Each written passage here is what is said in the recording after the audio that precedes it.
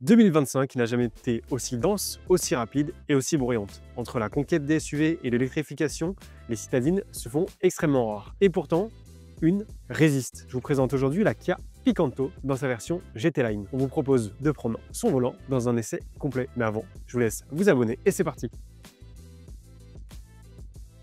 Cette nouvelle Kia Picanto ne cherche pas du tout à se faire petite, au contraire, avec son restylage 2025, elle affirme une identité propre, clairement tirée vers le haut et inspirée des modèles plus premium de la gamme, comme sa grande sœur, le SUV électrique Kia EV9. Et ce qui frappe immédiatement quand on regarde cette nouvelle Kia Picanto 2025, ce sont ses feux en forme de crochet, soulignés de cette signature LED très particulière et très jolie qui lui donne un air assez acérée directement à l'avant. La calandre Tiger Nose, resserrée et plus haute, vient affirmer cette posture. L'ensemble est encadré et redessiné avec un bouclier et des inserts noirs qui vont donner de la profondeur à ce nouveau design. Et je ne sais pas ce que vous en pensez, mais au premier coup d'œil, on est très loin de la petite voiture toute mignonne. Mais qu'en est-il du profil? Le profil conserve des dimensions compactes, 3,61 m de long, mais avec des lignes qui restent très dynamique. On retrouve une ceinture de caisse assez haute, des passages de roues qui sont marqués et des jantes ici en 16 pouces qui sont spécifiques à la version GT Line. C'est simple, elles remplissent parfaitement les ailes et elles confèrent à la Picanto une stabilité inattendue. L'arrière gagne lui aussi en personnalité avec ses feux LED verticaux qui vont se prolonger tout du long de ce bandeau et qui sont à la fois extrêmement jolis. Avec le nouveau logo Kia, la mention GT Line, un diffuseur assez joli comme ça en noir et puis pas dire de plus à part que ça fonctionne. Alors peut-être que sur les vidéos on dirait une voiture à gabarit normal. Quand on la voit en vrai on peut pencher sur une sans permis, on sait pas trop. Mais en tout cas quoi qu'on en pense, ce design je trouve qu'il est hyper efficace et en tout cas en ville tout le monde se retourne dessus. Peut-être qu'avant de passer à l'intérieur vous avez envie de voir le coffre, non? Dans le coffre, qu'est-ce que ça donne? Eh bien, on aura ici 255 litres. Alors, je vous prends un peu avec moi. Regardez. Et on gagnera aussi un peu de place juste en dessous. Et on pourra aller jusqu'à 1010 litres une fois la banquette arrière rabattue. Je vous propose maintenant de passer directement à l'intérieur. Et à l'intérieur, la Picanto réussit un bel équilibre entre simplicité, modernité et efficacité. Elle n'en fait pas trop, mais tout ce qui est là a du sens. La planche de bord est droite, sobre, avec des plastiques rigides. Bon, on est dans une citadine, et puis on retrouve l'ambiance des Picanto des versions intérieures. En tout cas, que ce soit du volant, de la CE ou même...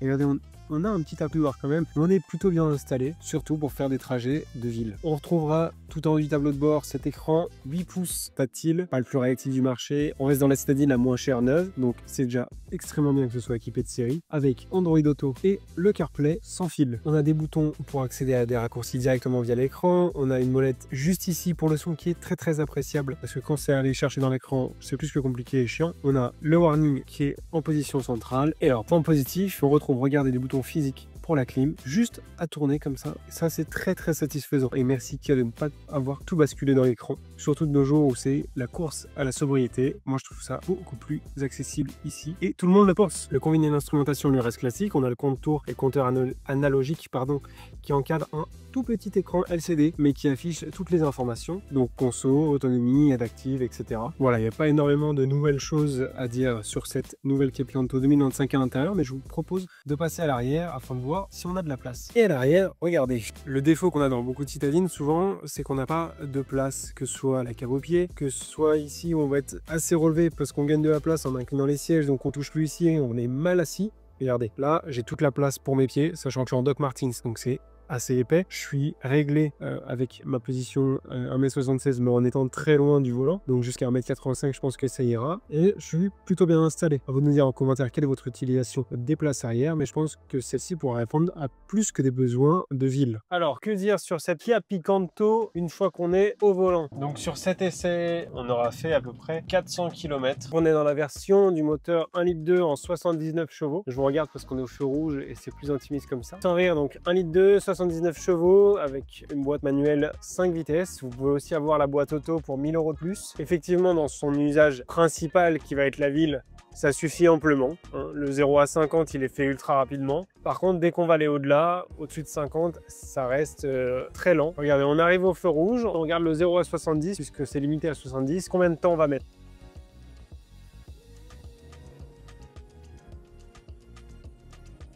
Allez, 0 à 50, ça va. Et au-delà, ça traîne. Donc comme on le disait, dans son usage quotidien qu'est la ville, c'est pas très grave, mais dès qu'on sort de cet usage, on va faire des petites portions d'autoroute, ça devient un peu plus compliqué, par exemple pour les insertions, etc. ou les dépassements, ce qui est un petit peu dommage. Ah, vous voyez, regardez, pour aller à 90, je baisse un rapport, regardez, c'est long, hein. Je suis en 4e à 80. Ça y est, on est à 90. Je préfère personnellement avoir un peu plus de chevaux sous le pied, peut-être pas autant que le monsieur qui vient de nous dépasser. Bon, maintenant, on reste sur la voiture citadine la moins chère du marché. Donc forcément, il faut faire des compromis. Ce qu'il y a de dommage aussi dans cette Capicanto, ça va être l'insonorisation. Alors, je ne sais pas si vous entendez, mais on entend déjà vachement les bruits aux alentours, alors qu'on est à 70. Bon, bah, comme on l'a dit, pour un trajet qui va être du quotidien en ville, c'est pas très grave. Par contre, sur des trajets plus longs, là où le confort d'assise aurait été suffisant pour des longs trajets, au niveau de l'insonorisation, je pense que malheureusement, ça va être un petit peu moins le cas. Notre petit point négatif de cette Capicanto, ça va être au niveau de l'amortissement. Effectivement, il suffit qu'on passe un micro dodane pour être basculé dans tous les sens, et ça, c'est un petit peu dommage. Bon, à travers ces petits points qui pêchent pour la Picanto, n'oublions pas que c'est le véhicule neuf le moins cher du marché et que forcément il faut faire des concessions si on veut tirer profit de ce genre de véhicule. Sinon à bord, en roulant, c'est neutre, facile d'utilisation. Donc cette nouvelle Picanto 2025 répond aux normes européennes GSR2, ce qui fait que de série plus avec les options, vous allez avoir un bouquet d'aide à la conduite qui est assez impressionnant pour ce gabarit-là. 12 €, freinage d'urgence avec détection des piétons, reconnaissance des panneaux avec le régulateur de vitesse intelligent, feu de route automatique, alerte vigilance conducteur et assistance active au maintien dans la voie. Ah oui, gros point positif, j'oubliais, dans ce véhicule. Alors déjà, vous avez un volume de son qui est quand même assez incroyable. Moi qui dans mon véhicule quotidien mets relativement souvent le son à fond, ici impossible. Mais c'est pas de ça que je voulais vous parler, c'est surtout de la qualité sonore. Parce que faut le dire, parfois dans des véhicules qui font le quadruple, voire le quintuple du prix de cette Picanto, on a un son qui n'est pas du tout travaillé, qui est dégueu, ou alors on doit passer sur une option à plus je ne sais combien. Vous n'allez pas très bien le capter avec mon micro, c'est dommage, mais en tout cas, croyez-moi sur parole, j'adore la musique, j'en mets partout, j'en écoute tous les jours, et c'est très agréable de l'écouter dans cette Picanto. Et alors à bord de cette Picanto aussi, en roulant, il y a un truc qui est assez impressionnant, c'est que regardez, on va passer à côté de camions, on fait très étroit et on se sent très vite tout petit à côté de ces mastodontes. Je vais revenir sur le rayon de braquage. Tout à l'heure, j'ai dû faire un demi-tour et effectivement, c'est pas du tout la meilleure là-dedans. Et ce qui est dommage pour un petit gabarit comme ça, de ne pas pouvoir faire un demi-tour en une seule fois. J'ai dû m'y reprendre à 2 fois, donc, et je suis pas le pire des conducteurs pourtant. Mais bon, tiens, je sais pas si on voit le dodane là. Ah, ça je voulais vous en parler. Je sais pas d'où ça sort.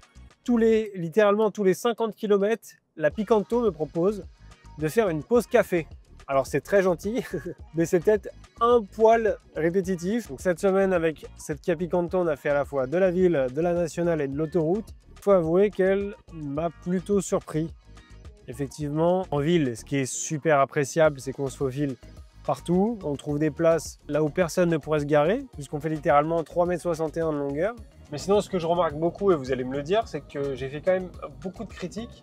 Mais c'est parce que en tant qu'utilisateur quotidien et pas fin connaisseur de l'auto, en fait, j'essaie juste de faire attention à qu'est-ce qui me dérangerait, moi, dans mon quotidien en tant qu'utilisateur lambda. Mais dans la pratique, effectivement, si demain je suis amené à avoir 2 véhicules, mais pour ça, il faut vous abonner à la chaîne et nous suivre sur les réseaux pour qu'on ait un peu plus d'argent, eh bien, comme second véhicule, c'est juste génial. Donc, vous voyez, pour aller en ville, n'importe quelle agglomération, et typiquement Paris, puisque moi c'est à côté, c'est vraiment l'idéal comme véhicule. Et je serais curieux, tiens, pour les prochains essais, quelles seraient vos questions en tant que juste usager lambda comme moi, s'il y en a qui suivent la chaîne, puisque j'aurais peut-être un regard un peu plus débutant ou spontané sur la question, donc n'hésitez pas à nous faire des suggestions, ce sera avec plaisir. Alors on va continuer à conduire un petit peu et je vous fais un débrief en arrivant à Versailles.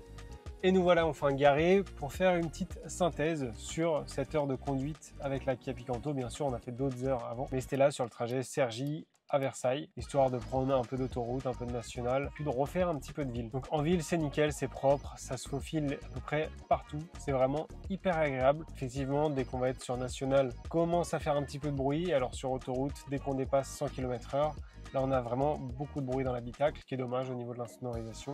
Et ce qui me fait dire que moi qui disais qu'avec le confort d'assise, etc., même à l'arrière, j'aurais pu faire des longues distances, et ben malheureusement avec le bruit, j'en suis plus très sûr. En tout cas, il faudra peut-être changer de conducteur pour répartir la fatigue. Sinon, en dehors de ça, la vie à bord, elle est vraiment très simple. L'utilisation de tout le tableau de bord, etc. C'est vraiment très intuitif. On va découvrir ensemble le prix de cette version de la Picanto, à savoir que je connaissais déjà le prix d'entrée de gamme qui est à 15 900 € et je me suis pas spoil pour découvrir avec vous directement le prix de cette version GT Line. Alors, hop. Donc, roulement de tambour. Donc on est dans cette version à 18 790 €. Je veux dire que c'est plutôt cohérent, c'est un peu au-dessus de ce qu'on pouvait pressentir par rapport au prix des anciennes années, mais ça reste un prix plutôt abordable.